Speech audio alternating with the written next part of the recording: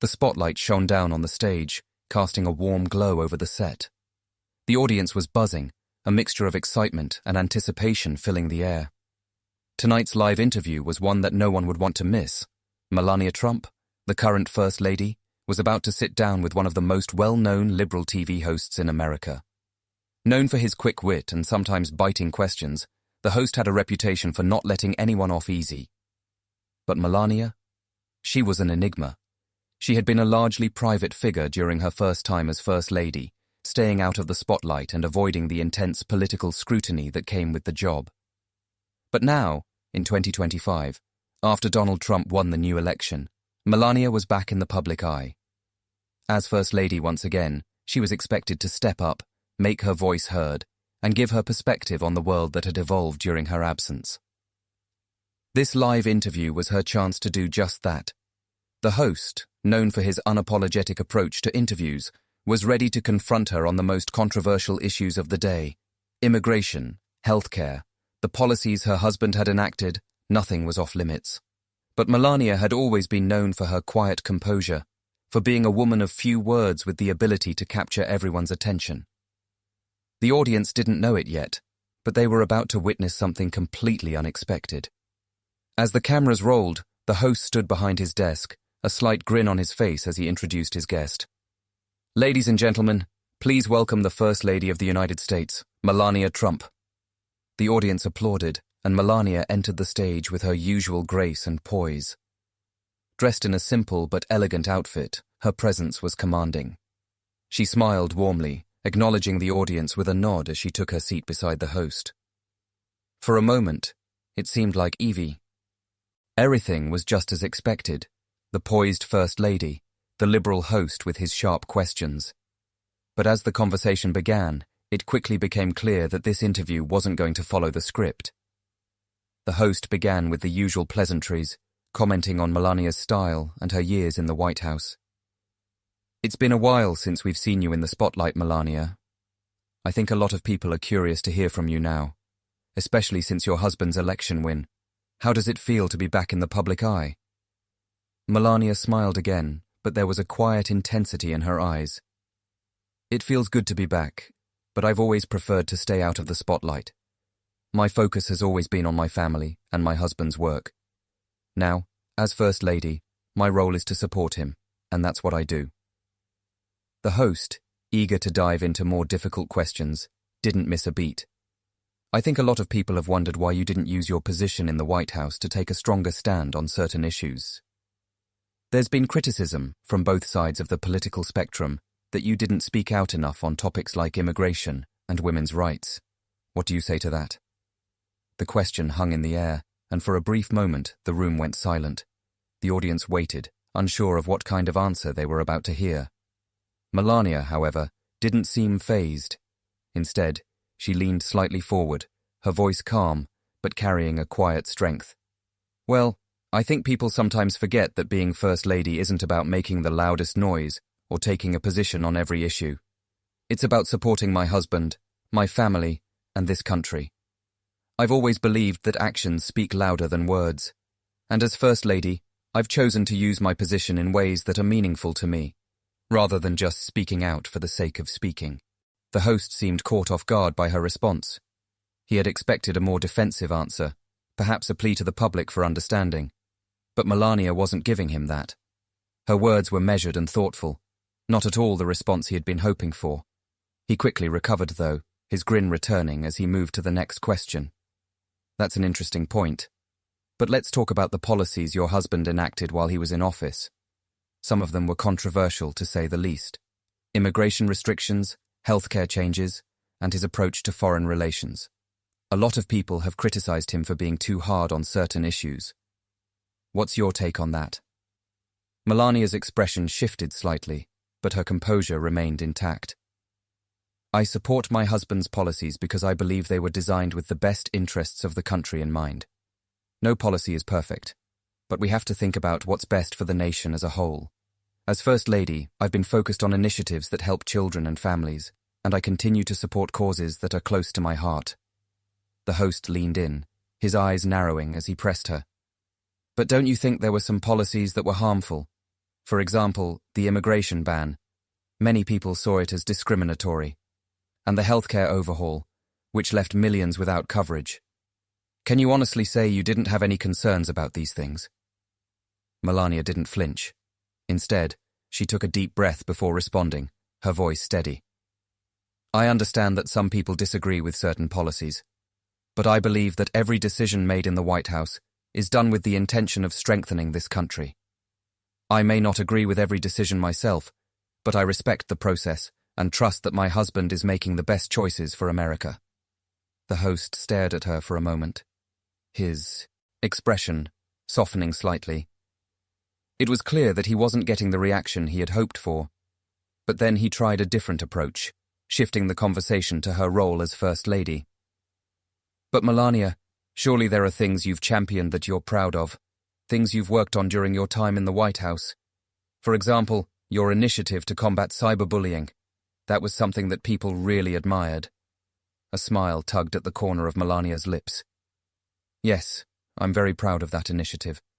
As First Lady, I wanted to focus on the issues that matter most to children and families, and cyberbullying is something that affects far too many young people today. It's a problem that we need to address as a society, and I'm glad to have been a part of the conversation. The host nodded, but his demeanor was still one of skepticism. He clearly wasn't satisfied with her diplomatic answers. He leaned back in his chair, eyes narrowing once again. But Melania, don't you think it's time for you to be more outspoken? People are waiting to hear what you really think about the issues that are affecting this country. Don't you think it's time to stop playing it safe?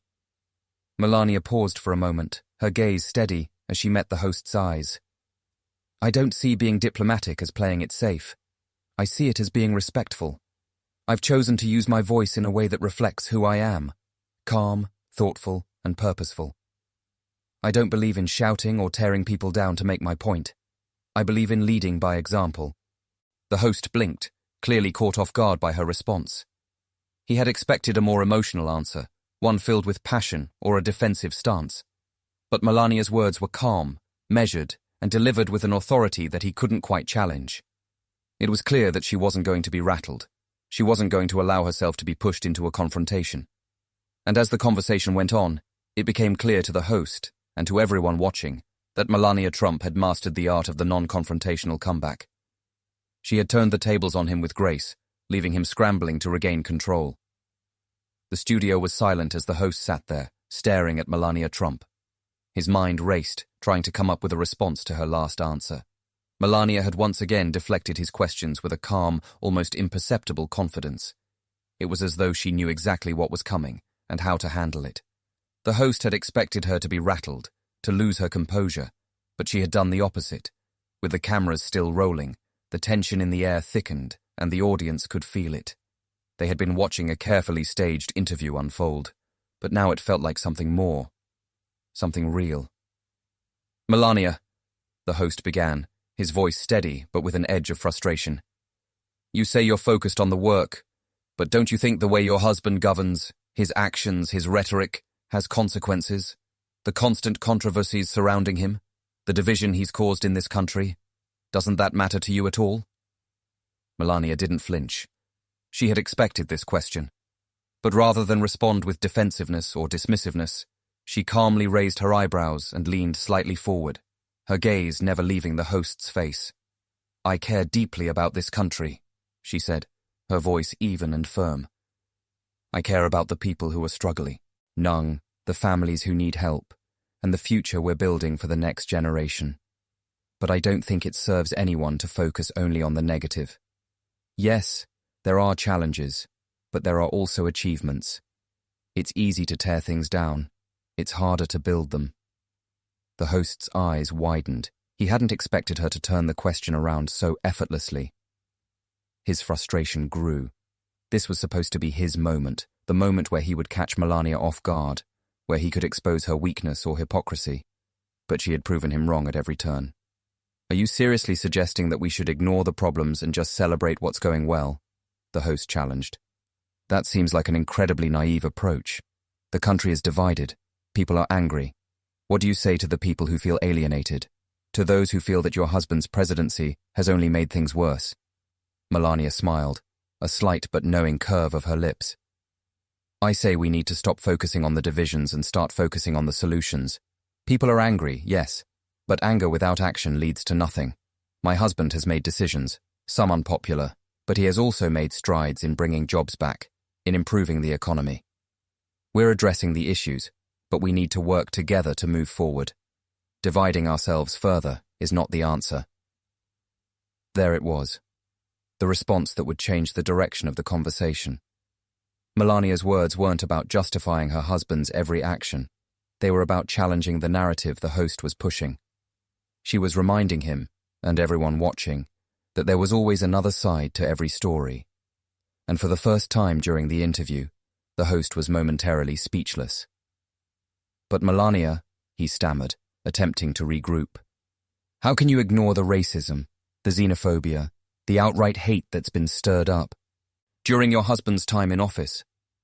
What do you say to those people who feel like they have been left behind, ignored, or even attacked because of who they are?" She didn't hesitate. "I don't ignore those issues. We need to have difficult conversations, yes. But these issues are not as simple as you make them out to be. Racism, hate, they've always been problems in society. It's not just one person or one administration that can solve them. It takes a collective effort. What I'm focused on is providing real solutions, whether that's through better education, job opportunities, or healthcare. We can't fix everything with just words. We need action." The host's face reddened.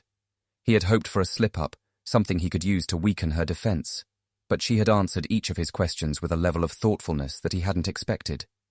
He had assumed that Melania Trump, with her reputation for being reserved and quiet, would be an easy target for his sharp critiques. But instead, she had proven to be a formidable force.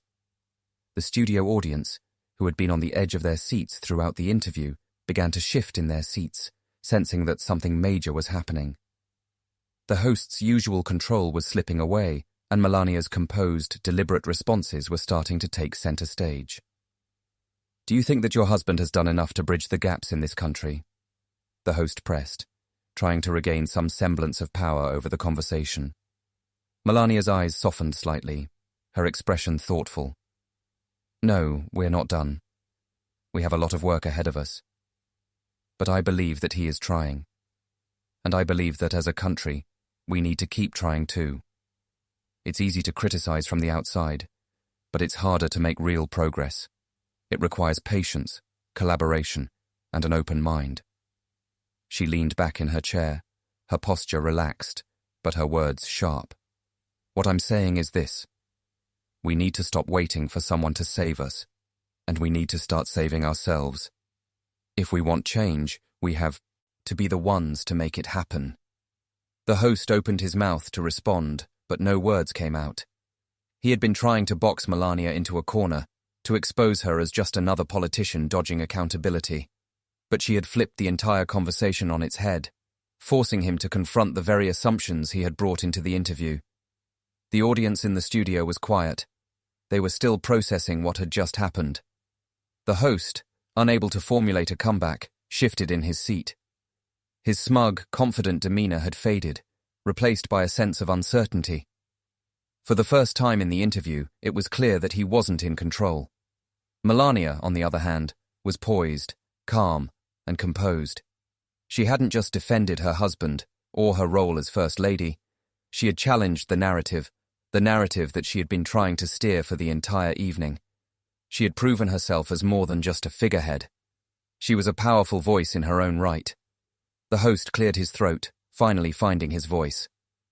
"Well, Melania, I have to admit, you've certainly given us all a lot to think about."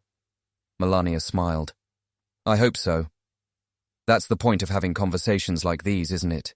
To challenge each other, to think critically, and to come together for the betterment of the country." With that, the interview came to a close. The host was left with nothing more to say. He had been outmaneuvered, outwitted by the First Lady of the United States. And Melania, with her quiet strength and measured responses, had not only survived the interview, she had won it. As the cameras stopped rolling and the audience began to disperse, Melania stood up from her seat with grace, leaving behind a stunned host and a room full of people who had witnessed a truly remarkable exchange. It was a moment that would not be soon forgotten. In the days that followed, clips of the interview went viral. People from all walks of life shared it on social media, discussing Melania's composure, her strength, and her unapologetic defense of her family and her values. The host, who had initially believed he would be the one to bring her down, had instead become the subject of ridicule. For Melania Trump, the interview was more than just a moment of triumph. It was a reminder to the world, and to herself, that strength doesn't always need to be loud. Sometimes, it's the quietest voices that are the most powerful.